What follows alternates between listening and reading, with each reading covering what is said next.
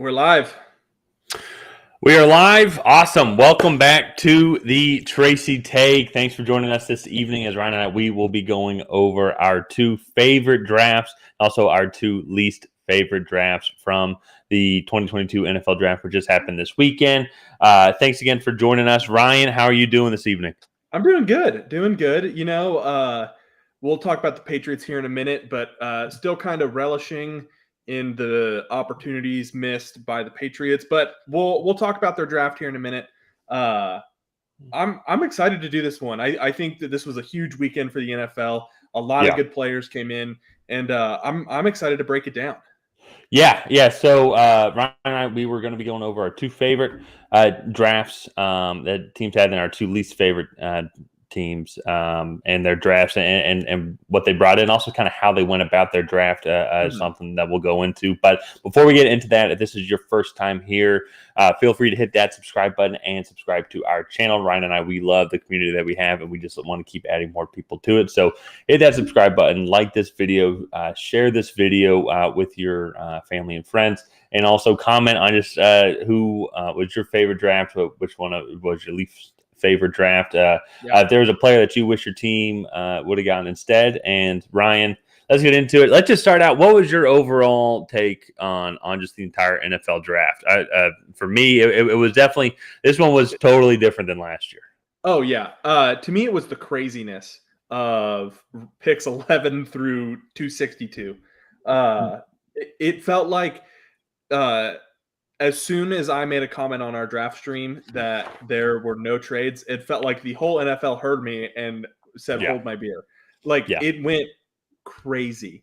I think from picks that were affected by that, from when you said that after the number 10 pick, then when the Jets drafted Wilson, there was 1, 2, 3, 4, 5, 6, 7, 8, 9, 10, 11, 12, 13 picks that were affected by trades in the for the rest of that first round, which, if my math is correct, there was 22 total picks. So absolutely insane, just back and forth craziness. Teams going out and getting players, some players reaching on players, which we'll get into in a second. But yeah, I agree. It was crazy, and it's going to be very interesting to see kind of which teams got it right, because it seemed like there was, especially in the first round. First round was the most obvious, but this was the definition of when positions go out waves.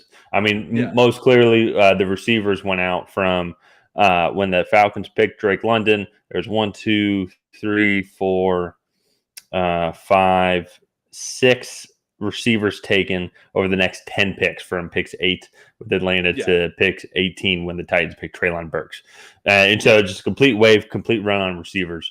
And so we'll just see who got it right, who was willing to kind of risk it and go get the player that they like, and are they going to fit in the system? But I think just kind of get things started though. Who was who had the best draft in your opinion? So in my opinion, we kind of talked before this. I agree that the team you picked probably had the best draft, but a team I think really made out and improved their team a ton is the Philadelphia Eagles. I really like what they did in this draft. First of all, coming away with Jordan Davis at 13, you just can't teach what he's going to bring to the table. He is going to bring extreme run stuffing abilities with pass rushing upside. And you just can't, you can't find a 6th-round pick that is going to be 6'6", 340 pounds and move like that. And then I like adding Cam Jurgens. That's going to be a replacement for Jason Kelce, their center. And then finding Nakobe Dean at number 83, who was a consensus top 20 pick. And the reason he fell to 83 is because apparently his knee has very little cartilage left, and it's causing him a lot of knee injuries. But for me, a 3rd-round pick, completely worth it. And then I like Grant Calcaterra. He's more of a receiving tight end than a pass blocking tight end, but they have Dallas Goedert for that. And Dallas Goedert is like a 1B level tight end in the NFL. So I think that their draft in itself, I know they only got 5 picks. I think they did a good job with that, but the best thing for them that happened in the draft was the acquisition of AJ Brown. So in a world where a guy like Devontae Adams, Deebo Samuel, Devontae Adams trade actually happened. Deebo Samuel, they're apparently wanting multiple first-round picks for him. Devontae Adams did get multiple first-round picks for him.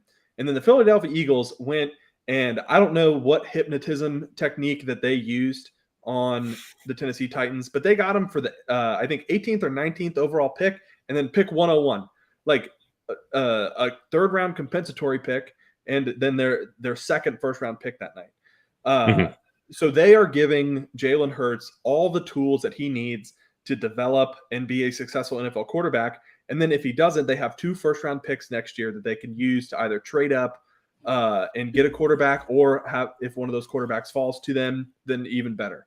I think that the Philadelphia Eagles really improved themselves on Thursday night through both trades and the draft.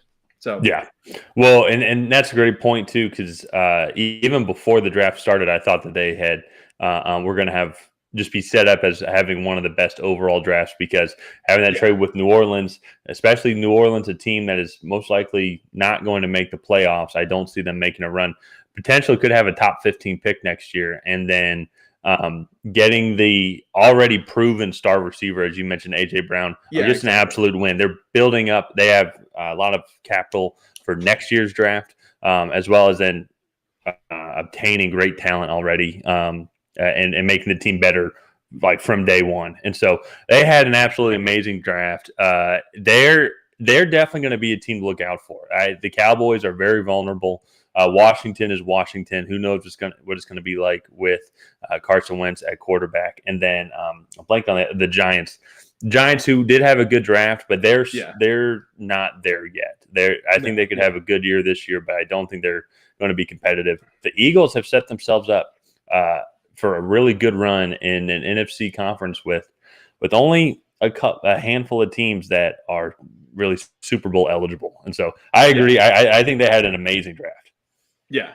No. I think that there were a lot of situations. I think the Eagles came away with the win on Thursday night specifically. And that could have been the best scenario for them. They get replacement for I forget the name of the longtime defensive tackle that's been there. Fletcher Cox. They get a replacement for Fletcher Cox in a guy with unlimited potential in Jordan Davis, and they get Jalen Hurts, another weapon in AJ Brown, who's just going to be ridiculous. But I think that's enough about the Philadelphia Eagles for now. I want to get into the team that you think had the best draft, and let's get into them. Yeah, so the New York Jets right here, I mean, just looking at those first 3 picks, those are all, you could argue, top 10 talents, and they utilized their entire draft. Ahmad Gardner is going to come in day one. Garrett Wilson is going to come in day one, and same with Jermaine Johnson is going to come in day one and be starters and have a big impact on the field, all really corners of the field. And then, honestly, then they started out day 2 getting Breece Hall. That's going to be a nice running back duo with him and Michael Carter in the backfield. I really like what the Jets have done. They were aggressive and they were smart, and they went after players that they like. And it was honestly a toss-up for me between the Jets and then the Ravens. The reason why I went with the Jets is they really did hit all facets of the field, and it really touched on all areas and improved, I think, in every single area. Especially with the Garrett Wilson pick. A couple months ago, I was thinking that they would maybe go defense, just all the way through. But the talent like Garrett Wilson there, and then especially then what we saw next, right after Garrett Wilson, was then the run on receivers. I think that was a perfect talent, and I think it's better than getting Wilson there. Is better than who I think the worst team is, which I'll get into in a second, because I think he is a proven talent and arguably was one of the best receivers in this draft class, and I think they got him. And so that's going to help out Zach Wilson, which is also then an add-on to how great their draft was last year. This is a solid foundation for this Jets team, and I know you're a Patriots fan, but seeing this draft class that they have, especially including the one from last year, this is not looking good for the Patriots. That AFC East division is going to be loaded. The Jets are going to be solid this year. I mean, Well, I don't know if they're going to make the playoffs, but I think that they're now in contention to be one of those wild card teams. Yeah. Well, so last year, I mean, obviously they were the 4th overall pick. I think that what did they win? 5 games, 4 games? Were they 4 games, I 4-13? believe. Yeah, I think 4 games. And so I think this draft alone probably won them at least 3 more games. I think Ahmad Gardner from day one, starting cornerback, Garrett Wilson starting wide receiver, Jermaine Johnson a starting caliber edge defender, and Breece Hall is going to be their new starting running back. Breece Hall can do it all. I did not mean for that to rhyme; it just kind of happened that way. And a guy I really think is underrated is Jeremy Ruckert. The tight end out of Ohio State. He was one of Justin Fields' favorite weapons a couple years ago, and he had a really good year this year with CJ Stroud. And he's a big physical guy. He can play in line, play in the slot. He's not going to be able to play outside, but as a tight end, and also too with Elijah Moore and Garrett Wilson, and now Corey Davis, they won't really need him to spread out wide. So I really like what they did. Like you said, they addressed a lot of the different facets of the game. And the last thing I want to touch on with the Jets is I heard one of the ESPN commentators kind of say this, but I think right now the Jets in Miami are closer to surpassing New England in the rankings than I think New England is to surpassing Buffalo. And I know Miami beat New England last year, but New England ended up making the playoffs. Miami didn't, yada, yada, yada. But I think both of those teams have severely closed that gap that New England had. And as a Patriots fan, it is concerning to see them come out and just absolutely have an ace of a draft. I really couldn't imagine a better draft than what they have right there. Well, this is definitely a kind of turning of the tide, and it's because you're right, because we're used to seeing 20 years of Patriots dominance. But now the Bills are Super Bowl contenders. The Jets and Miami are legitimate playoff teams who I wouldn't want to face. Miami is. Jets still have a little bit of work. I mean, they have to prove it on the field. But Miami, now that they are improving that offensive line, they can become a little bit more dynamic on the offensive side of the ball, because defensively they're one of the better defensive teams in the league. I think Tua still has a lot to prove, and I think he has a lot of talent that we just haven't seen yet because of how weak that offensive line is. But they've addressed that. They have a lot of talent on the outside now. And honestly, you look at the division, and the Patriots are kind of the worst team. I mean, it's now getting close between them and the Jets. Yeah. And I still think New England is a playoff contender in the AFC. The problem with that is there are 14 playoff contenders in the AFC. If you exclude Houston and Jacksonville, I think every team in the AFC has a shot to make the playoffs. I think the Jets are at the bottom of that list, and the Patriots might be a little bit more towards the middle. But I mean, right now I think the Patriots are 11 or 12. Maybe 10 in the AFC, and I think the Jets are 2 to 3 spots behind where they are. And we'll get to the Patriots draft here in a minute, but that gap is ever closing. And New England is going to have one of the most cap spaces in next year, and I think that they will see benefits from this draft. I just think it could have been better. So actually, with that being said, I feel like that is a good segue to get into the Patriots draft. And we can kind of break it down. And I have a positive note at the end of it. But I just kind of want to talk and get your opinion about it at first. Let me get this going. Share. All right, there we go. So now that this is up, okay. Sorry, I'm just laughing at your reaction. I just see Cole Strange's name, and I'm just laughing at your reaction. Yeah, and just how quiet it was between the two of us when that pick was made. Yeah, and I just kept laughing. The next pick was made. George Karlaftis was picked after that, and I still don't think I had said anything. No, I think I was still laughing, and Yeah. it's not even like Cole Strange is a bad pick. It's just No. they could have taken him where they took Marcus Jones. Well, They could have maybe could that's have traded debatable. up. Okay. Well, even then, they maybe could have traded up a little bit. Maybe I see they have a couple of 7th round picks here. Maybe could Yeah, have yeah, traded up a little bit and taken him. yeah. Um, but yeah, so it just started. It was just a weird start. It was just a weird Yeah, it start. was a strange start. With that being said, I really like Cole Strange as a prospect. His Mhm. biggest drawback is the fact that he played at University of Tennessee Chattanooga, Mhm. uh, and I think if he had played at University of Tennessee, he would have been a higher graded 2nd round pick. I still hate the idea of taking a guard in the 1st round. I said that multiple times when Zion Johnson and Kenyon Green were picked, and then I to pick a guy from UTC who has a lower level of competition who only has 2 or 3 games of tape against SEC competition. I will say in those 2 or 3 games, he absolutely dominated. The kid has not given up a sack since 2018. Mhm. Only given up like 3 pressures since then as well. He's an absolute stone of a left guard. Uh, and I really like him for that. We could have had George Karlaftis, where the other side of Matt Judon was in need. We could have had Andrew Booth Jr. I know has injury concerns, but in terms of athleticism, is extremely good.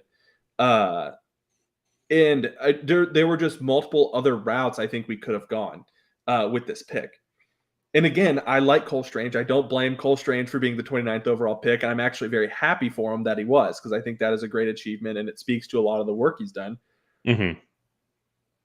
It still just doesn't change my opinion of 1, taking a guard, and 2, taking a guard from UT Chattanooga. Mhm. That's my biggest take on that.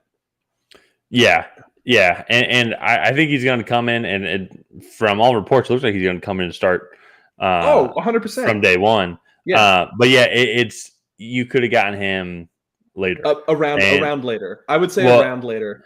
I don't think he makes it to pick 85. So his consensus draft pick was 77. Mel Kiper had him at like 67. So just outside the 2nd round. okay, okay, And so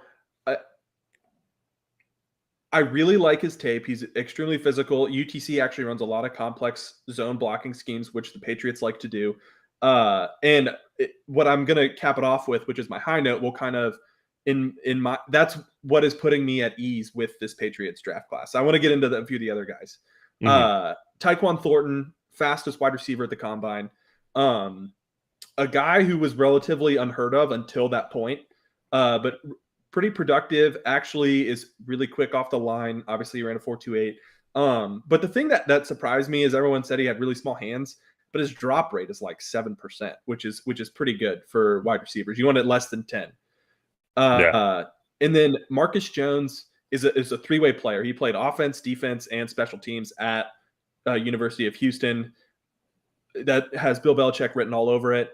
And then actually, so this is probably my favorite part of the Patriots draft. They had pick 94, and they traded that to Carolina for Carolina's next year's third, and hmm pick 137 this year. So and a 4th round pick. That's actually probably my favorite thing that they did this entire year, because they used that 3rd round pick to get pick 158 or 170. They traded both of them, so it doesn't really matter.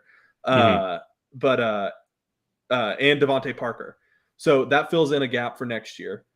yeah, And then I like Jack Jones a lot, really sticky in man coverage. Everybody says he's undersized, and I get he's 5'10", but he has like a 6'3" wingspan. So like the length is definitely there. Really fluid athlete and good ball skills. hmm Um, Pierre Strong, fastest running back in the draft. Bailey Zappi, I don't understand that pick at all. See, that's what. So for me, these next two picks are head scratchers for me. Yeah. Yeah. I understand the Patriots have a running back by committee, um, mindset. Yeah. But you just used your 1st round pick last year on Mac Jones. Why are you getting another young quarterback? Um, Because he's Mac uh, Jones Jr. maybe, but do you want to have? I mean, I guess it's all about winning games. But do you even want to have that in the locker room? Like, What's I wrong don't with? think it actually makes it that awkward. They did this a lot with Tom Brady. So when Tom Brady was there for the 19 seasons, or when he was the Mhm. starter there for 19 seasons, they drafted 10 quarterbacks, picks 150 or higher. Okay, so So just to have a just to cheap have, backup, just have a yeah, cheap backup quarterback instead of having to yeah, and re-sign then Brian also Hoyer too. or something like that. So like Ryan Mallett, they flipped for a fourth. Jimmy Garoppolo, they flipped for a second. Uh, I mean, there is a business in developing and then trading quarterbacks. Uh, That's fair. so like there is a benefit in it. I think Bailey Zappi you could have gotten at 183, and then you could have gotten Matthew Butler at 137, who is a defensive lineman out of Tennessee, who was the best defensive lineman at the East West Shrine Bowl. Extremely long and physical guy, played at the SEC, and he's a good run defender. I think Yeah, that would have been a better pick there. And then you don't that's a have the good point. controversy of drafting 2 running backs in the top 200 with Kevin Harris out of South Carolina. Well, Uh, yeah, and that's another one too where that's an interesting position to yeah, double dip in. it, I don't see it why you would do that. Yeah. So James White dislocated his hip last year. And so he is coming back, but you never know. He's not even ready to play yet. Yeah. So I guess that like the 4 running backs that could be on the roster would be Damian Harris, Ramondre Stevenson, Pierre Strong Jr., and then Kevin Harris. Honestly, yeah, and Um, I forgot about Ramondre Stevenson as well, who took a bulk of yeah.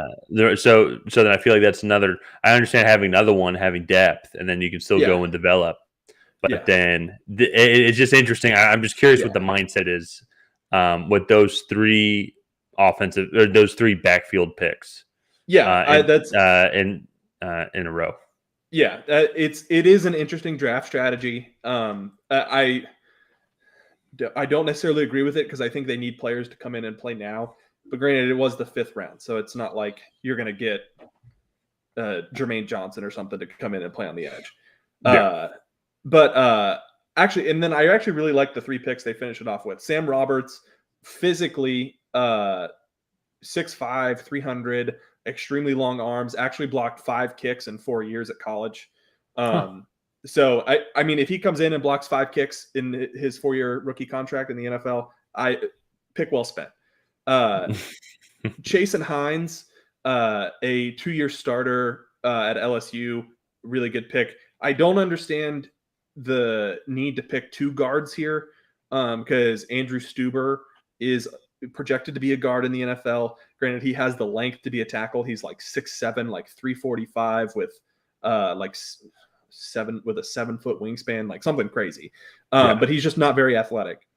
Mm-hmm. So that makes sense more to me of getting rather than drafting 2 running backs, but just having depth on the offensive line yeah, and then if especially if one of these late rounder guys stick, not only do you get him for cheap, but then if you want to re-sign him, then you can re-sign him for cheaper than what it's going to be yeah, for when you re-sign Cole Strange. yeah, yeah.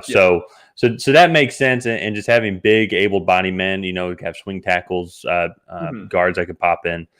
So that makes a little more sense. And if they find value in those guys, then obviously then that's going to be a good route to go. Yeah.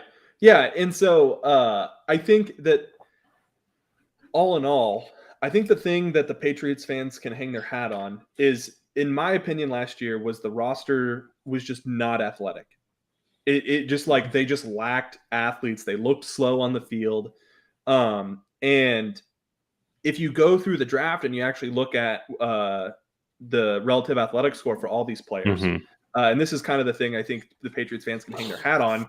Cole Strange, most athletic guard in the last like 10 years. He has 99% percentile athleticism for a guard. Tyquan Thornton, 87 percentile athleticism Mm-hmm. for wide receivers. Marcus Jones was not able to compete at to test out the combine due to injury. But if you watch him on tape, you can see that he is an extremely elite athlete. He probably would have tested out similar to Calvin Austin, the wide receiver from Memphis, because they went head to head together. And I mean, it was a Mm-hmm. very, very close competition. And he was a 93 percentile wide receiver. Mm-hmm. And so Jack Jones, average athlete. Pierre Strong, a 94 percentile running back. And then if you go all the way down to Chase and Hines, he was a 93 percentile athleticism for a guard. So like they added a lot of really, really athletic people. Whether you agree with the picks or not, I think they added good players and they all can come in and play a role. I just think Cole Strange was a bit of a reach. I think Tyquan Thornton was also a bit of a reach. Jack Jones might have been a bit of a reach. Bailey Zappi and Kevin Harris, I don't quite understand why those guys were taken. And so, like, I think they added good players, but I really question if the Patriots got better. Yeah. Like, if that makes sense. Yeah, no, and that's fair. They definitely added competition. But when you're going to add rookies, and the same thing with the rookies that were, or the people that were drafted in the drafts that we liked, it's going to take time to develop. For me, it's just, I don't think that they could have gotten, I think they could have gotten better value at each pick, and then maybe even taken some of their picks later on and still had gotten that value. So like imagine, like, let's say hypothetically they don't trade back, and then let's say they take Kyer Elam or Trent McDuffie, who went 21. And then at 50, then they still take Tyquan Thornton. And then they maybe trade up and go get Cole Strange, get a fourth round pick or something like that, or use a fourth round pick to go up and go get Cole Strange in the beginning of the third round. And then you can still trade back and then go get some values there. But then if you get a running back, and then if you don't get Bailey Zappi until later on, there are plenty of quarterbacks in that 5th, 6th, 7th round range that they could go and get. And I don't see a huge difference between Bailey Zappi when he was picked and then Cole Purdy, who was Mr. Irrelevant. So it's like they really want to. Purdy. Sorry, my bad. Brock Purdy. So that's just where their order of how they picked and who they got where they picked is just a little confusing to the common person. Yeah.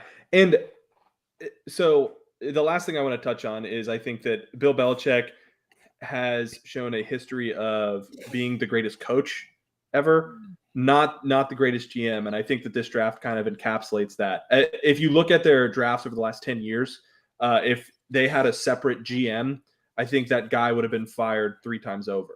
Like, because their drafting in the last 8-10 years has been absolutely atrocious, excluding last year's draft where they drafted 3, maybe 4 guys that came in and competed day one and started. So like, well, and how much of that though was because of where the draft positioning was and how bad that team was last year? Where you could just go draft rookies and they could come in day one. Like, looking back on it, it wasn't really a competition between Mac Jones and Cam Newton, as we came to find out. Ramondre Stevenson, by the second half of the season, was getting a majority of the carries. So it's like, I think that's also a testament to, well, I mean, they drafted guys that come in and play, but also that roster was not good in 2020. They were absolutely atrocious. Oh no, it was really bad. But I think Mac Jones won that job. It wasn't given to him. Christian Barmore came in and won that job. They had other defensive tackles. Ramondre Stevenson earned those carries, whether Damian Harris had a concussion or Ramondre Stevenson also kind of carved out a role for himself on third down. So it was definitely, I think, a fill by necessity, but also I think that those rookies played well in those roles. They do. Advantage of the opportunity. So I hope Bill learned a little bit about that, and he will play some of these rookies. But we have talked about the Patriots for about 15 minutes now. So let's move on. Let's talk about who you think had the worst draft of anybody. Yeah, for me, and anytime I get to kind of install a division, bash a division rival, it's always going to be fun. So it just kind of think about it too. So you look at Chris Olave, good receiver. Don't get me wrong. The Saints gave up a first round next year and a third and a fourth to go up and get him. I don't know if that to me is already a red flag. How much they gave up for him. just to go move up 5 spots. When Yeah. Jahan Dotson was still there at 16, Traylon Burks was still there. Zion Johnson was still there as well if they wanted to get him and really beef up that offensive line, which is what they did with their 19th pick. No insult to Trevor Penning. But I think Zion Johnson also would have been a good fit at 16. For me, they gave up a lot to go up 5 spots. For a team that is in cap salary hell, they are starting to get depleted. They're starting to get old, and they really need a lot of guys to come in where they can build this foundation, especially with this new regime of just Sean Payton coming in. And they gave up a lot just to go get one receiver when there's going to be other quality receivers that were there. Not saying Jahan Dotson is better than Chris Olave, but they needed their receiver position. And they got their guy, but they gave up a lot for him. And arguably, Jameson Williams was also still on the board. I would have thought that Jameson Williams would have been a guy that they go out and get, which is another big. They do this for Jameson Williams. Maybe it's not the worst. I still think there's a problem with it because with a team that needs talent, they gave up 5 picks for this one guy. Yeah. So. Mm-hmm. Yeah. No. Absolutely. And so, and not only then they gave it to an in-conference rival who then they could potentially be now giving them all this ammunition. Now they're not in the same division, but if it comes down to a wild card spot though, because no guarantee the Eagles are going to win and the Buccaneers are going to win the division. I don't care what people say, especially now with Sean Payton gone. This is a team that they needed a lot of draft picks and they gave up a lot of draft picks for one player when they could have waited and maybe not got the player they wanted, but they could have gotten a solid first round receiver. Yeah. And now, and then I can't say too much else about like the rest of their draft. For me, it was just about what they gave up. What else don't you like about the Alontae Taylor pick is not good. You don't like Alontae Taylor? I mean, okay, so as a Patriots fan, I can't really talk too much about reaches this year. But I mean, I want to say on PFF board he was like 139. Yeah. On the consensus he was like 104. But I mean, they took him a round or two at the least ahead of where he was supposed to go. He's not overly fast. He's big, but he's not very agile. I don't know. He's a safety to me. Sounds awesome. Sounds awesome for me. Yeah. No. And he has good ball skills, but again, like in the NFL, he's probably going to get torched for a little while until he can figure some things out or converts to safety. Heck, and I will say then they really need help at the receiver position. Tyquan Thornton was available at this pick. So double dip in receiver because that receiving is absolutely atrocious. And so Tyquan Thornton was a reach. Sky Moore, George Pickens, and who was the other one? I forget his name. Watson with North Dakota State. No, Christian Watson was taken earlier. Sky Moore was still available at this point? I thought they were all taken. No, because at 50, the Patriots traded up, took Tyquan Thornton, and then the Packers picked somebody, and then it was like George Pickens, somebody else, then Sky Moore. I forget the receiver. David Bell? No. Oh, okay. I can't remember. Taken like late 3rd round. Oh, okay. Either way, though, it definitely seems because for the Saints, obviously, I mean, it's good to address try and address all facets of the game, but they really needed help on the offensive side of the ball. Their defense still is one of the better defenses in the league. Sean Payton. Sorry. Oh, okay. The Colts took him. Yep. Mm-hmm. Yeah. From Cincinnati. But as Sean Payton showed, I mean, that Tampa Bay offense is one of the best offenses in the league, and they were able to stymie them twice in the regular season. And so there's still a lot of talent that is on that defensive side of the ball, and I think addressing the offense again would have been great on that 3rd pick, especially knowing that you're not going to go pick for another 100 picks because you don't really even have the draft capital because you traded your 1st round from last year, and not like you would trade a 1st round to go try and get a 4th round pick. But for a team that is in salary cap hell and then trading away draft picks. I just did not like that move at all. I think that they should have, well, one, not traded for 16, but then also then add 19, trade back and try and get some more picks. You know, you could ask for a king's ransom, not a king's ransom, but at least get several more picks. And just so look at what the Ravens did. Well, never mind. The Ravens didn't trade back, but they did trade Marquise Brown, and then with all those picks, they were able to move around and have 6 fourth-round picks. That was a horrible trade by the Arizona Cardinals. Well, we'll get to them when we do the draft breakdown, but still, that was the worst trade of the draft. But also too. So not to interrupt, but go ahead. So when it comes to like basic business and like basic like personal finance, right? You don't want to throw away your assets like money on things that aren't going to bring back value, right? And I think this equates to the draft and the fact that like you don't want to throw away your draft picks and put it all on one thing, right? And I think like that's part of the reason why the Patriots dynasty was able to sustain itself for so long was because they would take their $10 bill or their 32nd overall pick, and they would either trade back and accumulate more assets either in future drafts or later in that current draft, and then they would turn that into more players, more opportunities. And I think that is a more suitable for long-term success. And I think the Saints here, they're taking all of their picks and they're trying to move up and spend those assets. And I think that is a bad strategy for any team, let alone a team that's in salary cap hell, very depleted of talent. And just like, I think the Saints, I think the worst thing that could happen for them was coming out of this draft with 5 picks, I think 2 of which are going to make an impact next year. And I still think Trevor Penning is a little bit of a project because he still gets a lot of penalties. Yeah.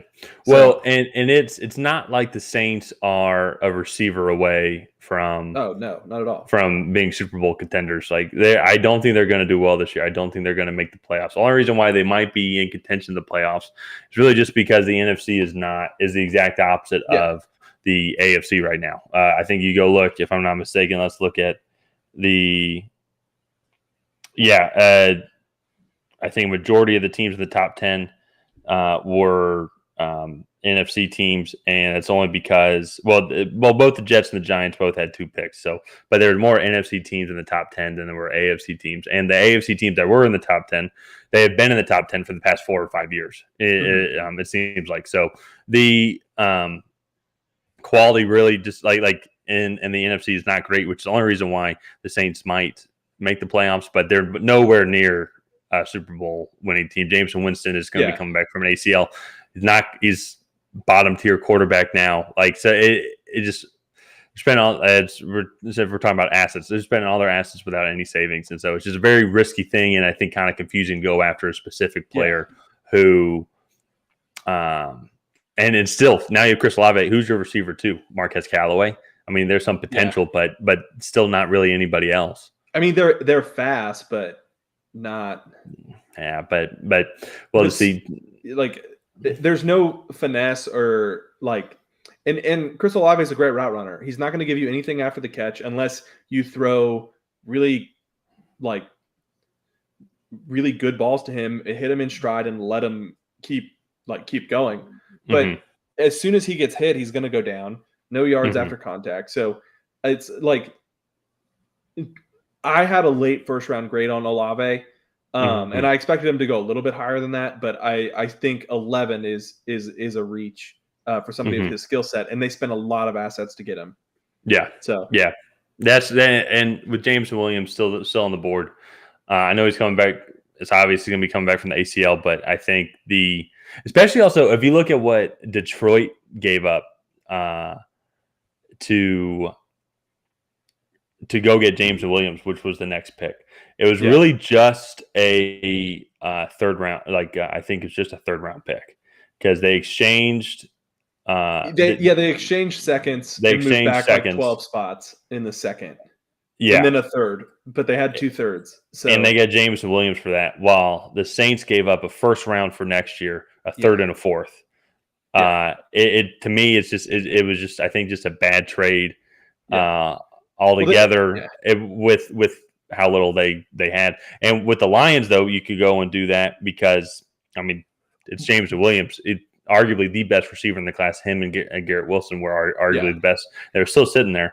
I mean, and I'm surprised that the Vikings even made that trade with an in-division rival, but still, I think they came out on top on that. And that's kind of what you want, right? When you go and make a trade like that. The Saints, I feel like they fleeced themselves. Yeah, exactly. Like, I mean, they gave away a lot for one guy. And like, I know we keep harping on that, but it's bad business. And so that's my biggest thing with their draft is I think they mortgaged too much when they needed a lot. So and then they came away with too little. But I'm not sure if he's still in the live stream, but we did have a comment from Vietnam 26. He said, "What do y'all think about the Panthers draft? No one is talking about it outside of Panthers fans." I think the Panthers got a really good offensive tackle in Akim Ekwonu. I'm a little upset that they traded in front of the Patriots in round 4 and took Brandon Smith at 120. But all in all, I think the Panthers did pretty well. I'll have to do more research on what they actually got out of the draft. For me, I think with the top 2 pick, just considering the scenario that the Panthers were in, Akim Ekwonu falling to you guys, and then you guys get Matt Corral with your next pick, which I think was pick 94, I believe. Yeah, it was. They traded up with the Patriots. That's what it was. Yeah. That was a bad trade for the Panthers. For me, all these considered that's a win, considering the just the draft capital that you guys had in the position that you guys were put in. But really, honestly, the Panthers are not, I think, as horrible as we're putting them out to be. They started off 3-0 last year. Now, it was against, I think, against 3 teams that had the top 4 picks. But still, I mean, there was some potential there. But that offensive line is so atrocious. And then getting Ike Ekwonu and have him falling that far, or even if it was Evan Neal, we had been projecting that Evan Neal wasn't going to be there. So as potentially going to be then Charles Cross, which I still think would have been a good addition.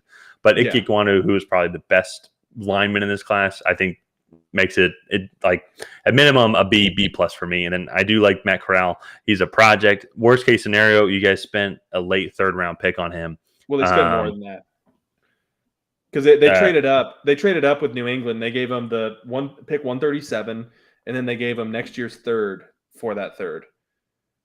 Okay. So a little bit more, but still some middle round picks for a guy. If he pans out and he fits well within that system, and he's now your starting quarterback for the next 10 years, that would be worth the trade. Yeah.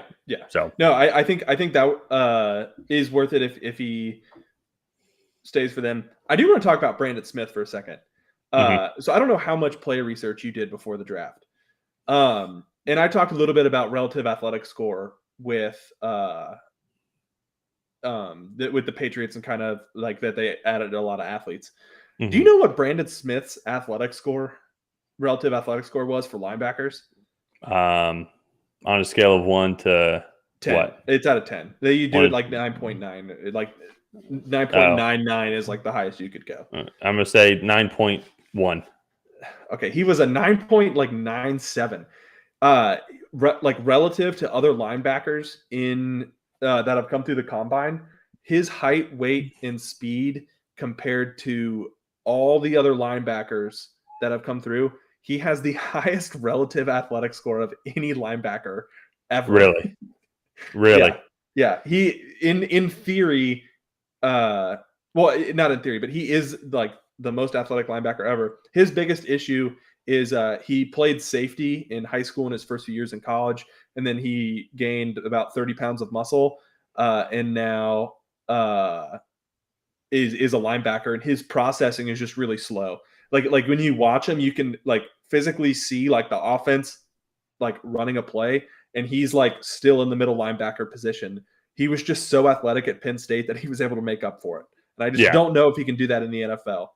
Well, now So it'll be a full-time job, and yeah, I mean, it's not like the Panthers don't have a track record of producing very solid linebackers. So yeah, I think on a raw talent like that, getting him in the fourth round, especially with how athletic he is, if he can just pick up that portion of the game, I mean, because I mean, we all remember when the Panthers made that Super Bowl run. I mean, Luke Kuechly. Everyone talks about Cam Newton's season, but Luke Kuechly was the MVP of that team. oh He yeah, led that defense. He was one of the best players in the NFL.